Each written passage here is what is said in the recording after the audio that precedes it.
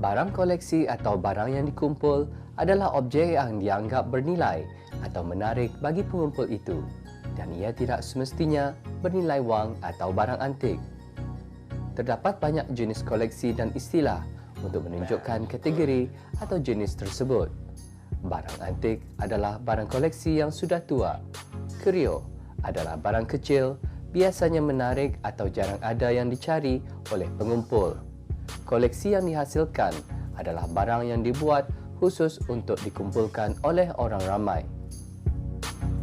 Dalam rancangan ini, kami akan memaparkan para pengumpul tegar barang-barang koleksi, antik atau retro, dari barang gangsa, radio, kamera, kereta, motosikal klasik tahun 40-an dan bermacam-macam lagi.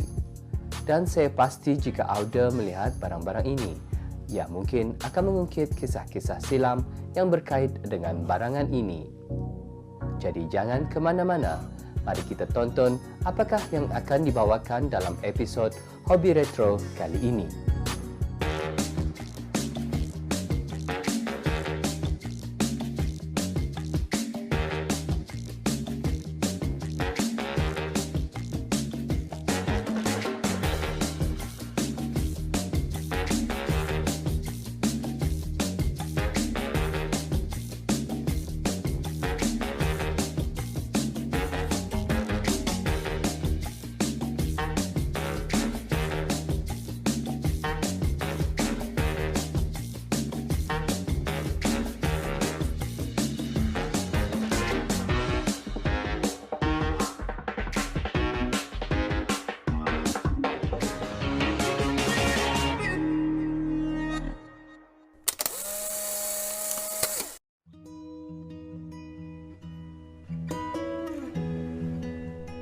Kenapa orang mengumpul kamera tapi indah menggunakan? Sebahagian pengumpul ada yang suka menggunakan kamera vintage. Tapi kebanyakan pengumpul dorang beli kamera-kamera lama, sementara atu juga membuat kajian dan mengetahui tentang kedudukannya dalam sejarah fotografi. Ianya tentang kejarangan mengenai kamera atu, sama ada spesifikasinya yang berlainan atau cara penggambaran. Kadang-kadang, ianya datang dari sanubari orang atu sendiri, macam mana ia melihat karakter kamera atu sebelum ia membeli. Para pengumpul ini, dorang melihat dari segi umur kamera atu. Makin ia lama, semakin ia vintage. Pasal setiap kamera atu mengikut teknologi yang ada pada masa atu.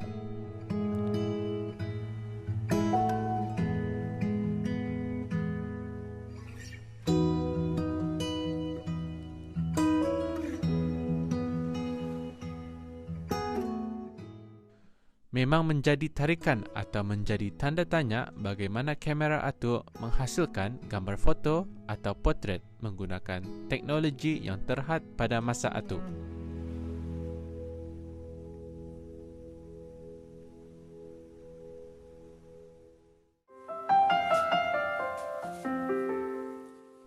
Kalau kita ni lihat dalam movie pun, kadang-kadang ada dalam babak atu, dorang bergambar ramai menggunakan kamera 4 segi dan flashnya menggunakan bahan api.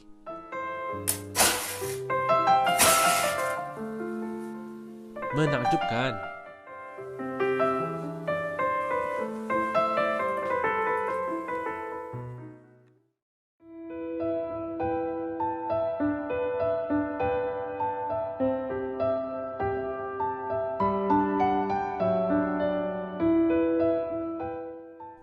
Walaupun ada yang membuat kajian mengenai fotograf pertama diambil seawal tahun 1826, tapi secara praktikal dilakukan pada tahun 1839.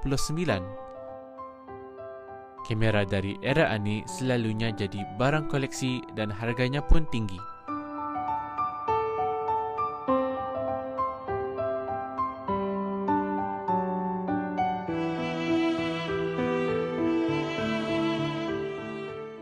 Untuk pengumpul, diorang sanggup berbelanja untuk kamera-kamera dari abad ke-19 sampai ke 1950-an. zaman film roll sehingga pengawal era digital. Selalunya pengumpul kamera ani mengumpul jenama yang bercampur-campur, tapi segelintir saja yang mengumpul satu jenama.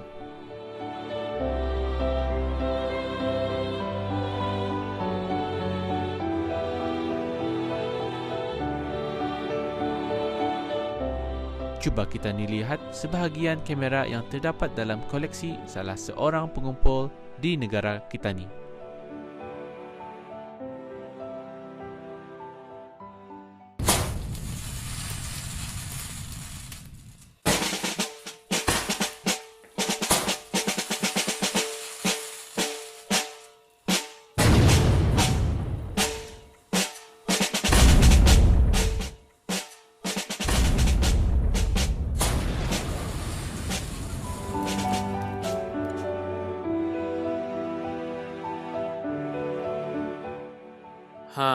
Cuba lihat kamera ni. Memang habis kita pernah melihat ni dalam movie atau benar-benar yang real.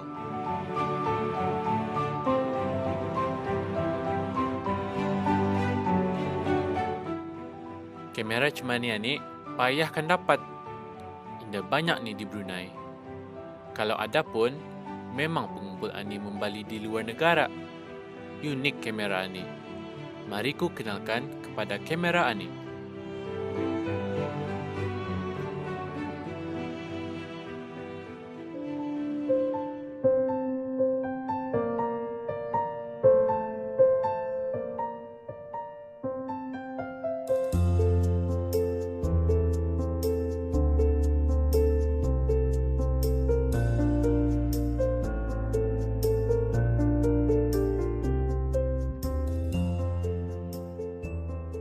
Kamera Agfa Synchro 300, juga dikenali sebagai Agfa Synchro Box, adalah kamera kotak format sederhana yang dihasilkan oleh Agfa Camera Work AG, München, Jerman antara tahun 1951 hingga 57.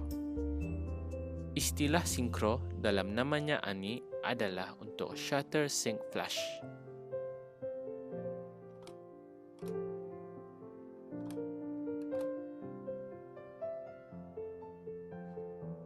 Optiknya atau lensnya atau sadang-sadang sejanya orang kita ni, tapi betterlah kualitinya sedikit dari kamera mainan yang indah berapa ketara. Foto boleh soft focus macam gambar Holga. Kualiti gambar cukup tajam di seluruh gambar dengan sedikit atau indah ada vignette di siring-siringnya. Saiz negatifnya pun besar jua. Atau yang meningkatkan lagi kualiti gambarnya yang menggunakan negatif synchro box atau sendiri. Cara membuka mesti hati-hati semasa loading film roll atau.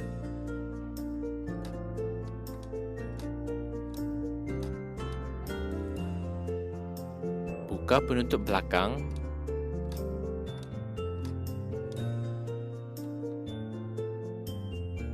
Kemudian tarik pegangan penggulungan masa berpusing.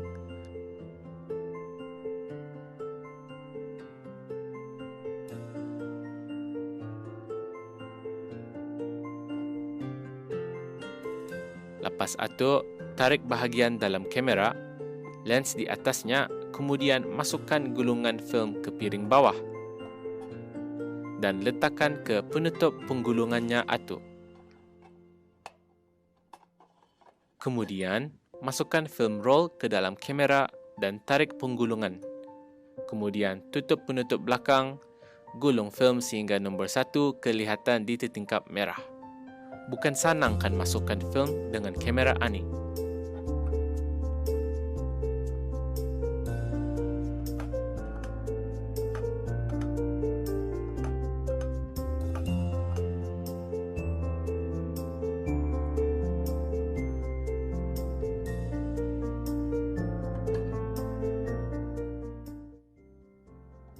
Spesifikasi kamera ani.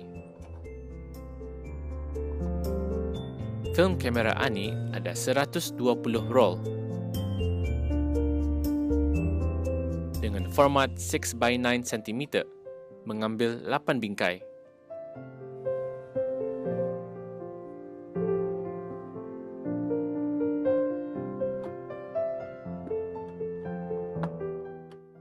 Lens kamera Ani adalah single lens meniscus 105mm.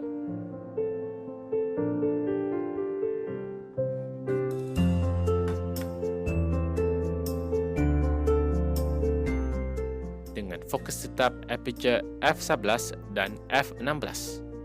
Jarak fokus ialah 3 meter.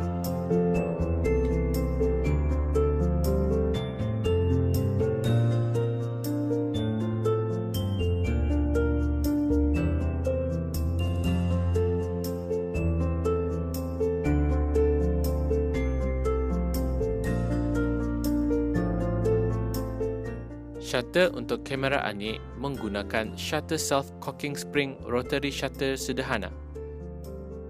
Spring sederhana dengan slide aperture disc dengan kelajuan 1/50 saat.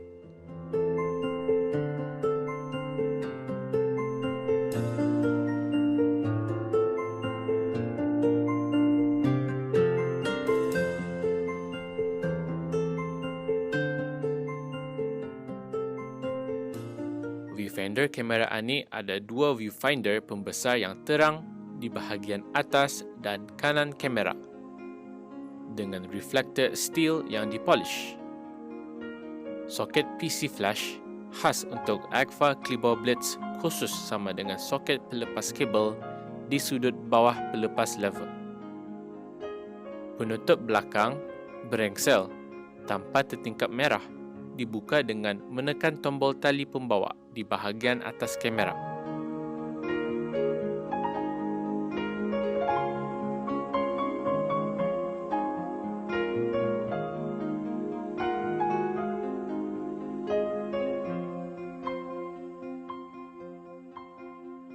Pemuatan film melalui majalah kon yang boleh ditanggalkan dan lain-lain. Pelekat di majalah film Agfa Isopan.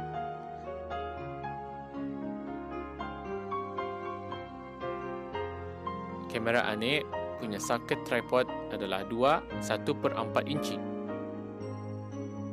Butang untuk genggaman tangan. Badan kamera Ani diperbuat daripada logam dengan berat 412 gram.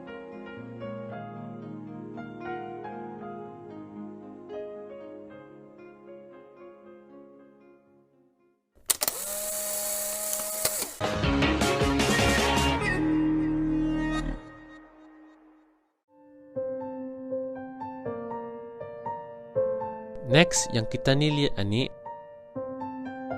adalah kamera Mamiya 7 versi kedua.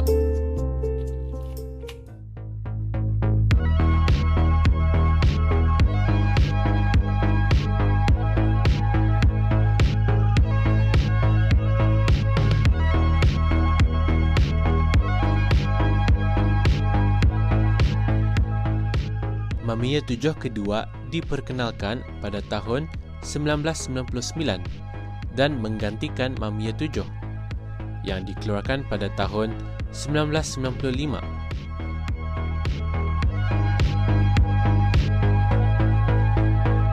Kedua-dua versi melakukan perkara yang sama.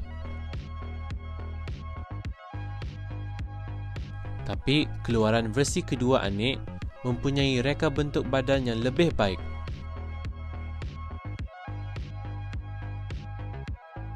Keupayaan exposure atau pendedahan yang banyak.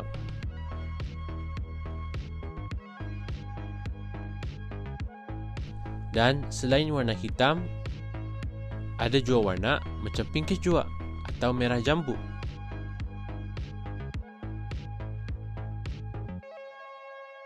Walaupun kamera berformat 6x7 banyak dan sebelum 1955, Mamiya 7 yang kedua Ani memisahkan diri dengan menjadikan kamera utama untuk melakukan perjalanan.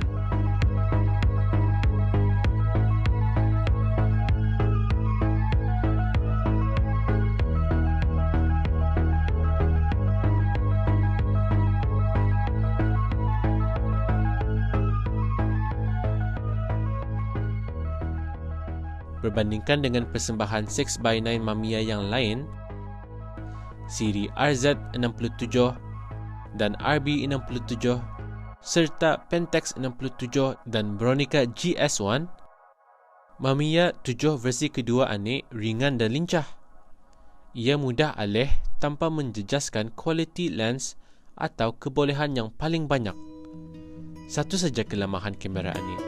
Ia indah berapa kuat untuk penggambaran jarak hampir, tetapi itu indah kiralah. Di mana Mamiya 7 kedua unggul adalah flexibility dan kemampuannya hanya untuk berkeraja saja.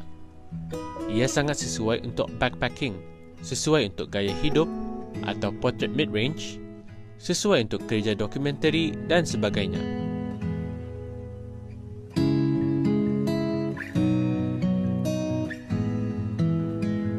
Bila orang itu sudah tahu kaedah fokus jarak jauh, ia boleh jua dikatakan lebih laju dan tepat daripada SLR, dan secara objektif, viewfindernya dari jarak jauh lebih terang, lebih jelas dan lebih besar daripada basic SLR tingkat mata yang pernah ada. SLR ini artinya Single Lens Reflex Camera. Selain dari itu, highlight Mamiya 7 versi kedua Anik ialah ia menggunakan lift shutter yang dikawal secara elektronik yang memberikan full flash sync penuh dengan semua kelajuan shutter sehingga 1/500 saat.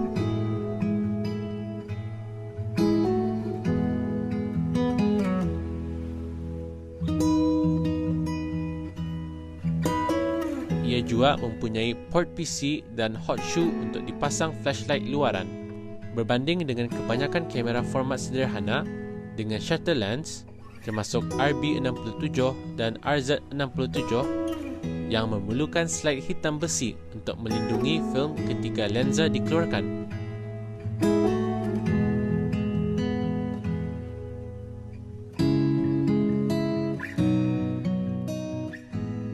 Mamiya 7 versi kedua mempunyai pengingkul yang kecil di bahagian bawah kamera untuk membagi lampiran gelap di atas film untuk membolehkan lens satu dilepaskan.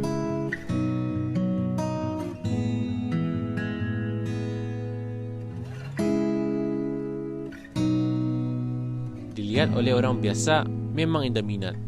Dilihat oleh penggemar, ia tak yang dicari-cari ni. Enjoy!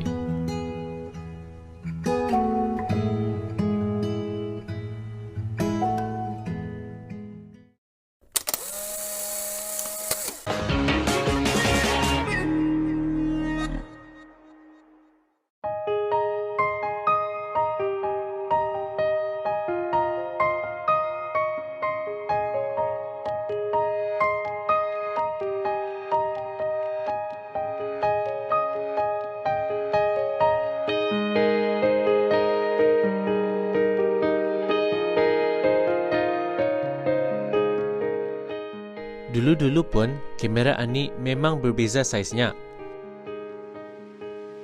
Zaman teknologi indah berapa canggih dulu tu.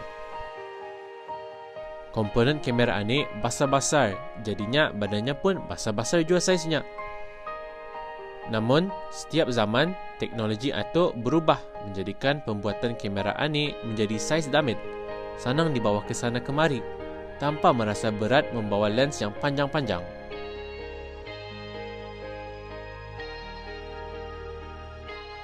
Next, kamera Anik adalah kamera FED5. Saiz damit kamera Anik dulu-dulu adalah kamera untuk spy.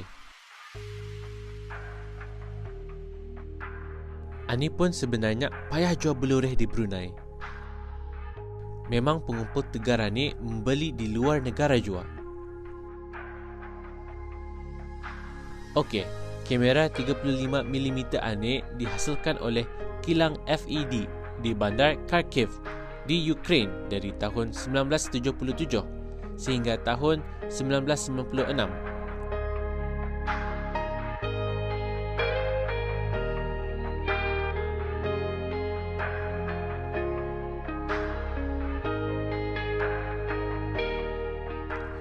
FED5 adalah FED4 yang di-upgrade dengan line yang bersih ke atas. Tombol untuk memusing film dibuat di atas lokasi ibu jari.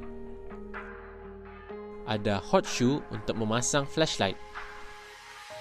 Counter untuk mengira film berapa sudah dipakai. Meter scale disusun semula dengan viewfinder supaya tepat framingnya. Memang menarik dengan saiznya Damit cemani. Boleh menghasilkan gambar-gambar yang berkualiti masa zaman atuk.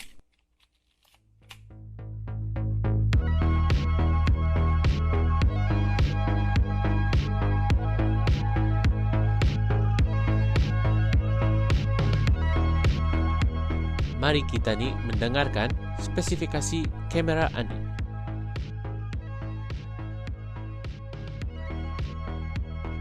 Lensnya adalah standard lens Industar 61L/D53mm dengan interchangeable lens atau lens yang boleh ditukar.